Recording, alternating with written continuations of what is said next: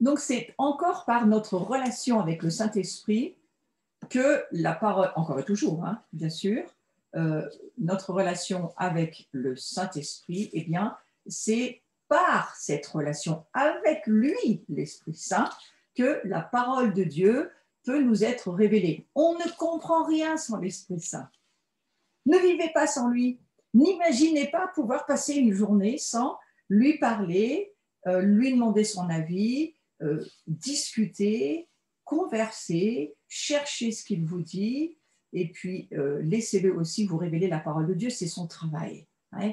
Il est là pour nous révéler toutes choses. C'est lui qui est vraiment offert pour nous permettre de vivre la vie chrétienne. On ne peut pas vivre la vie chrétienne par nous-mêmes. On ne peut pas la vivre parce qu'on trouve ça bien et qu'on a décidé on allait y arriver par nous-mêmes. C'est impossible. On tombe directement dans de la religion. La seule personne qui nous donne la capacité habilitante, c'est ma définition du mot grâce. La grâce de Dieu, elle nous a été offerte en Jésus-Christ, mais il a envoyé le Saint-Esprit pour que nous puissions comprendre, recevoir des révélations. L'Esprit Saint, c'est la troisième personne de la Trinité ou la Triunité, dites-le comme vous voulez, c'est la même chose. Et ce Dieu trois en un, c'est trois personnes extrêmement différentes. Et la Bible nous le dit, l'Esprit Saint, c'est le seul qui s'attriste. Et dans cette marche par l'Esprit, c'est un cours qui essentiellement parle de la marche par l'Esprit, ce dans quoi nous sommes. Eh bien, le Saint-Esprit, lui, il s'attriste si vous l'ignorez ou si vous ne tenez pas compte du fait qu'il soit là, ou peut-être vous avez oublié qu'il est là. Eh bien, n'oubliez pas qu'il est toujours là. Il vit en nous. Christ vit au ciel, il reviendra, il l'a dit, son retour est proche, on ne sait pas quel est le jour et on ne va pas essayer de le savoir parce que la Bible nous dit ne cherchez pas, on n'a pas besoin de savoir ça, on a juste besoin de savoir qu'il revient et qu'on est dans des temps très proches de son retour. Ça fait 2000 ans qu'il dit que c'est proche, donc ça doit quand même être un petit peu plus proche qu'il y a 2000 ans. Hein. Mais à côté de ça, eh bien, il y a l'Esprit Saint qui, lui, il habite chez nous. Et c'est une personne sensible. Si vous lisez tout ce que le Nouveau Testament nous dit de l'Esprit Saint, c'est vraiment lui qui, eh bien, pour moi, c'est l'agent de la relation. C'est l'agent de la communication, c'est pour ça que je vous en parle. Je ne vais pas faire une étude biblique sur l'Esprit Saint aujourd'hui, ce n'est pas le sujet de mon cours, mais je voudrais juste vous dire que cette vie avec Christ en nous, c'est-à-dire la dimension verticale avec Dieu, et puis la dimension horizontale avec les autres, je suis en train de vous dessiner la croix quand je vous parle, eh bien, c'est véritablement le travail de l'Esprit Saint. C'est l'agent de la communication. Et c'est avec lui que vous allez pouvoir grandir, avancer avec les autres, marcher. C'est lui qui est en vous la tour de contrôle, celui qui va toujours vous aider. Pour moi, c'est un petit peu comme une assistante sociale gratuite, hein, le paraclète, c'est-à-dire c'est celui qui est chez vous et qui toujours veut vous faire du bien. Il est là toujours pour vous aider. Il a toujours quelque chose à vous dire. Il vous amène de la chaleur, il vous amène de la paix, il vous amène de la joie. C'est la puissance de ce que Dieu est en nous. Le Père vit au ciel, on ne peut pas voir Dieu.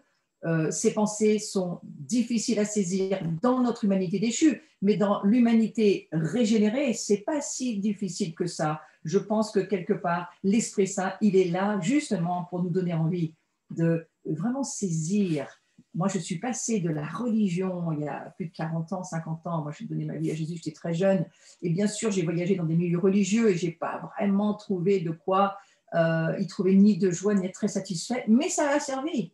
Ça a servi à ce que justement, eh bien, le Seigneur a quand même tapé à la porte de mon cœur et il s'est fait un peu comme si, voilà, est-ce que tu as envie de me connaître vraiment, ouais. Eh bien, moi, j'ai vraiment eu envie de chercher Dieu et c'est toujours ma recherche aujourd'hui. Je souhaite que ce soit la vôtre. Recherchez pour vous comment vous vivez avec le Saint-Esprit, quelle relation vous avez avec lui, qu'est-ce que vous lui dites, qu'est-ce que vous savez de lui, qu'est-ce que la Bible dit de lui, parce que c'est un être extraordinaire, c'est une personne extraordinaire, l'Esprit Saint.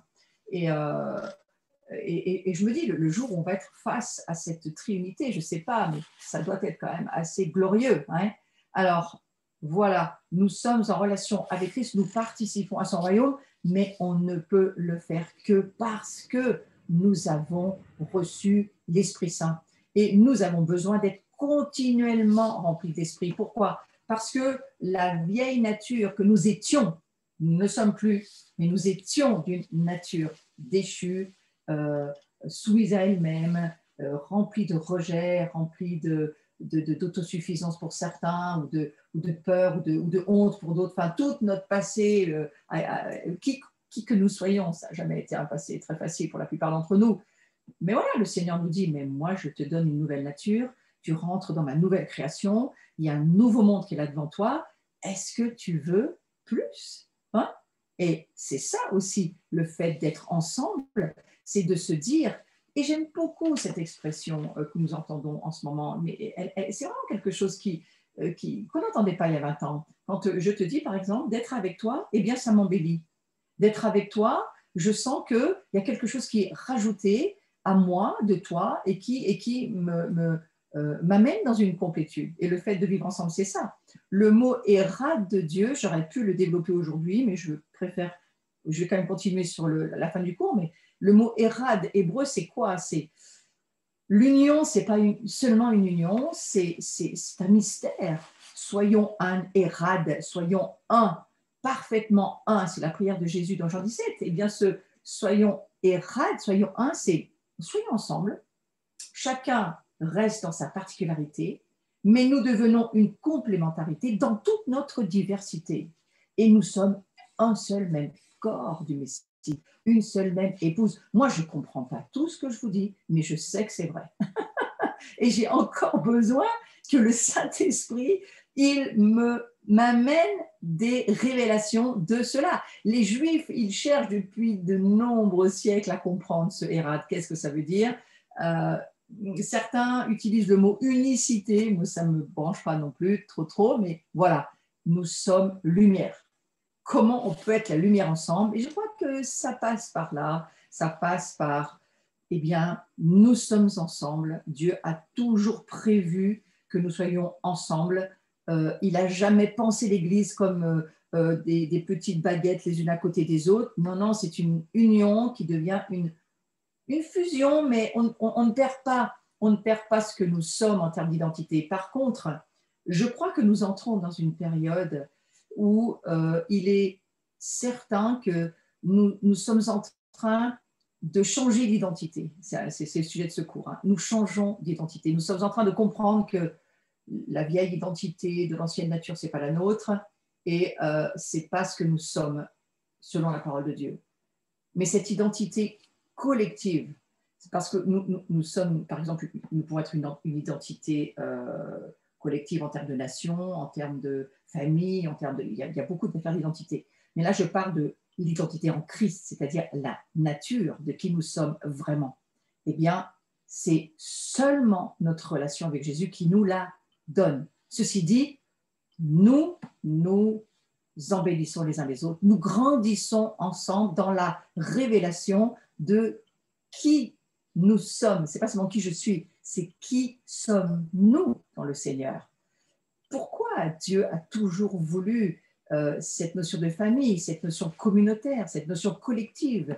Eh bien parce que on est fait comme ça, on est fait, je crois, pour s'ajouter les uns les autres.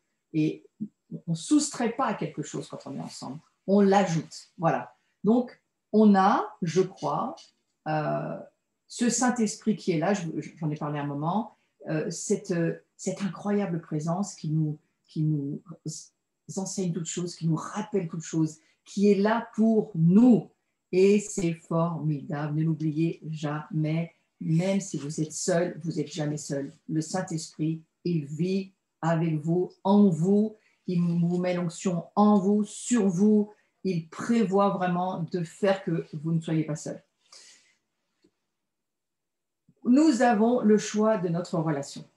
Avec Dieu, avec les gens autour de moi, avec le monde ou avec le diable. J'ai le choix. Moi, faites le bon choix. Je crois qu'aujourd'hui, on a beaucoup de choix à faire Et ça fait partie, je crois, de la maturité de la marche chrétienne et aussi de la transformation de notre cœur. Donc, nous avons le choix de notre relation. C'est formidable, hein? Vous savez, il y a certaines nations où vous n'avez pas beaucoup de choix. Et en ce moment, j'ai entendu dire, par exemple, par des amis irlandais, qu'on leur interdit, maintenant, on leur interdit son confinement très dur, et on leur interdit de recevoir des amis chez eux. Ça, c'est quand même très difficile. Nous, on l'a un peu vécu, hein, quand on a eu le confinement total et qu'on n'avait plus aucun droit relationnel à part les gens avec qui on pouvait confiner, nos proches avec lesquels on vit. C'est pas si facile que ça. Et je crois qu'il faut réfléchir à ce que Dieu nous dit. On a le choix de notre relation. Nous avons le choix de Dieu, de vivre avec Dieu, ou le choix de vivre avec Satan. Nous avons le choix de vivre en mauvaise compagnie ou de vivre en bonne compagnie. Nous avons le choix de vivre tout seul, on ne veut voir personne, ou de voir les autres. Mais avec ce que Dieu nous dit, eh bien, faites le choix de vivre avec les autres. Faites le choix de vivre avec les gens autour de vous.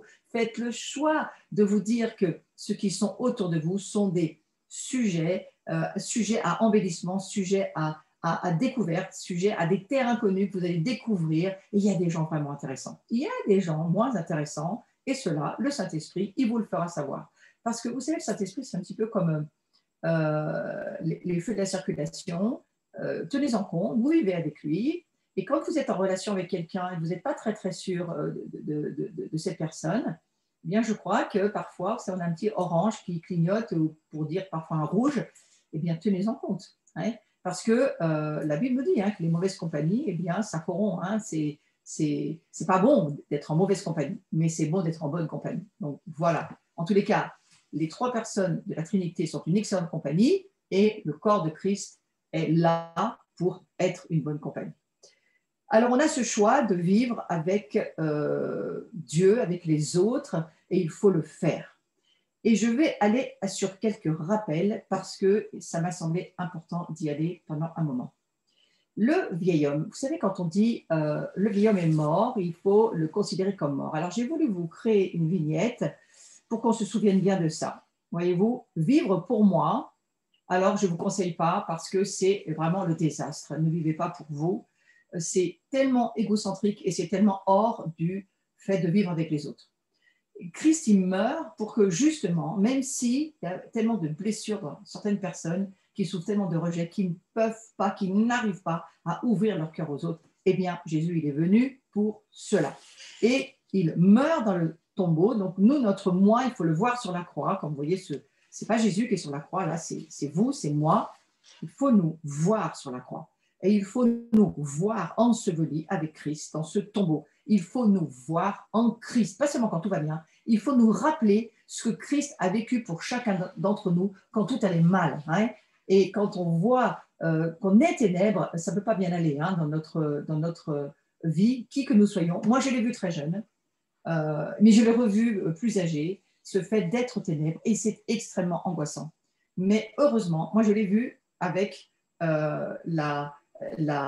l'offre de Jésus pour dire « je vais changer ta vie ». Donc, vous voyez, il y a ce jeune homme, si tu veux bien me laisser la vignette exactement centrée, il y a ce jeune homme, parce que moi je ne vois pas tout, il y a ce jeune homme, voilà, qui va sur la croix, qui est enseveli avec Christ et qui finalement ressuscite dans cette nouveauté de vie. Eh bien, vous savez, je crois que la période dans laquelle on est, c'est un petit peu ça que nous avons besoin de vivre. Nous avons besoin de sortir de l'ancien monde. L'ancien monde, il semble que Dieu nous dise, il y a des choses qui doivent changer dans mon corps, dans mon épouse, dans mon église, dans mon armée, s'il le faut, parce que on a eu cet arrêt sur image de la part de Dieu qui nous dit, il nous dit encore, stop, stop, il faut revenir, recreuser, revenir sur les anciens sentiers, se souvenir de ce que Dieu nous a dit et ne pas nous précipiter dans des choses que Dieu ne nous demande pas de faire pour le moment. Alors, moi, ce que je nous propose dans ce que je comprends du temps prophétique dans lequel nous sommes et de ce que Dieu nous dit, c'est de revenir à des bases extrêmement importantes qui nous permettront de traverser des temps difficiles qui vont être devant nous, qui commencent à être là. On commence à traverser des tribulations compliquées et on est tous conscients qu'on est très très loin d'en avoir fini. Donc, qu'est-ce que nous avons à faire? prendre le temps de nous fortifier, de nous enraciner, de chercher plus de révélations. Moi, la parole que Dieu nous a donnée dans notre communauté en début d'année, c'est creuser, creuser, chercher les trésors anciens, aller chercher des anciennes choses que vous avez laissées de côté. Il va falloir s'en servir aujourd'hui. Souvenez-vous, ayez un acquis, vraiment des trésors que vous possédez. Et comprenez ce que vous possédez. Donc, moi, je crois que tout rappel est bon à faire et que nous devons nous dire le prix de ce que Jésus a fait pour faire de nous ce que nous sommes aujourd'hui, il faut s'en souvenir et s'en réjouir. Donc, Romains 6, au verset 6, dit ceci, « L'homme que nous étions autrefois, donc les ténèbres, ça a été crucifié avec le Christ. » Un petit peu plus loin, quelques versets après, « Ainsi considérons-nous comme morts au péché et vivants pour Dieu dans l'union avec Jésus-Christ. » Donc cette union-là, c'est celle qui permet que nous soyons, nous aussi, en union les uns avec les autres. La définition de la vie dirigée par le monde, la chair, le diable, le vieil être, je vais vous la donner. C'est quoi le vieil être? Parce que c'est important de mettre des très bonnes définitions, que vous puissiez les reprendre. Vous pouvez revenir après sur un replay. Vous trouvez maintenant sur ma chaîne personnelle. Mais voilà, il y a vraiment cette possibilité de revenir rechercher, parce qu'à bien nommer les choses, eh bien, on enlève au malheur du monde. Mais à mal nommer les choses, on rajoute au malheur du monde. Et ça, c'est quelque chose pour moi qui compte énormément. Il faut bien nommer les choses comme la parole de Dieu nous le dit, pour que nous puissions aussi l'expliquer aux autres. Donc, ces définitions que vous entendez pendant ce cours, c'est des définitions dont vous allez pouvoir vous resservir avec d'autres. Et plus votre langage sera clair, plus les autres verront clairement. Donc, le vieil être, c'est quoi? La définition de la vie dirigée par le monde, par la chair, par le diable, ça s'appelle les ténèbres. Eh bien, le vieil être, il est né d'un monde déchu, avec pour père le diable, ce dont j'ai parlé au début du cours, et ce vieil homme ou cette vieille femme est dirigé par ses sens. Il est dirigé par le monde, il est dirigé par sa chair, il est dirigé par le diable. C'est un être qui va se perdre et qui va aller à la mort éternelle s'il est comme ça. La chair, c'est quoi? Souvenons-nous quand on parle de la chair. La chair, c'est la tendance de chaque personne à agir indépendamment de Dieu, à centrer ses intérêts sur lui-même. Voyez? Donc, tout ce que nous faisons dans notre vie, où nous ne consultons pas le Saint-Esprit, nous ne demandons pas à Dieu ce que nous avons à faire, où nous agissons en indépendance de Dieu, tout ce fonctionnement est un fonctionnement charnel qui est centré sur nous. Il est égocentré, il n'est pas christocentré. Donc, attention, il faut bien savoir de quoi on parle et c'est important que nous ayons des définitions claires dans notre esprit. Donc, je redis que nous sommes nés spirituellement par l'Esprit. C'est lui, le Saint-Esprit, la sage-femme. Vous savez ça, c'est lui qui nous met à la naissance. C'est lui qui nous fait naître. Le moment où on a braillé, viens Jésus dans mon cœur, eh bien, certains ont vécu des naissances dans les pleurs et d'autres dans la joie immense, mais il y a toujours ce Saint-Esprit qui est là. C'est lui, notre sage-femme spirituelle. Donc, remerciez-le d'avoir été là. Eh bien, et nous sommes nés spirituellement par l'Esprit, nous avons donné notre vie à Jésus-Christ, mais notre chair est toujours là. Et notre chair, on ne peut pas la chasser. Alors, elle incorporera certainement un monde démoniaque si nous péchons, parce que le péché, c'est la porte d'entrée du diable. Donc, c'est par là qu'il rentre, la désobéissance, la dépendance, la rébellion, toutes ces portes. Le diable va prendre ses droits, mais ça commence pas par là. Ça commence par le fait que nous devons réaliser qui nous sommes vraiment, l'autorité que Jésus nous a donnée, et de marcher avec le Saint-Esprit pour décider de nous aligner à ce que Dieu nous demande de faire. Écoutez sa voix, faire ce qu'il nous dit. Écoutez sa voix, faire ce qu'il nous dit. Ne vous noyez pas à savoir tous les commandements à suivre, parce que ça, vous n'y arriverez jamais, mais vous allez avoir à suivre, oui, le conseil, le commandement de Dieu pour vous chaque jour, avec la parole de Dieu, et vous allez y arriver. Parce que Dieu ne nous met pas des jougs lourds, et il nous dit, voilà, je m'occupe de toi, à chaque jour, tu vas voir quelque chose, on va avancer ensemble, et il nous demande à chaque jour quelque chose à faire, mais il ne nous demande pas tout d'un coup, heureusement. C'est pour ça que j'aime à dire, nous sommes des saints qui péchons de moins en moins. Et si vous péchez, Ce n'est pas le péché qui vous sépare de votre identité. Le péché, ça brouille votre harmonie avec Dieu, mais ça embrouille peut-être vos relations avec Dieu, mais ça n'enlève pas votre identité. Vous restez toujours un fils ou une fille de Dieu. Ça, il faut bien s'en rappeler. Donc, nous avons la responsabilité de rendre inopérants ces modèles de pensée, ces actions pécheresses, ces émotions qui réagissent.